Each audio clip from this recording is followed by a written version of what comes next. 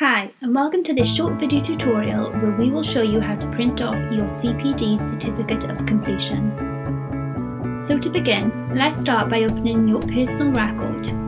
We then need to open the relevant module where you have completed your CPD. So for this example, we need to open Essential Skills 2018.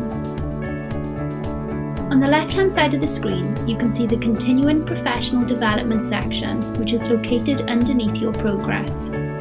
Note that to access this certificate, you must achieve 100% in a summative assessment covering all medication domains included in the Essential Skills 2018 module. Just write to the date that you completed your CPD, you will see two icons. Click on the one highlighted on screen now, which will take you through to your printing option.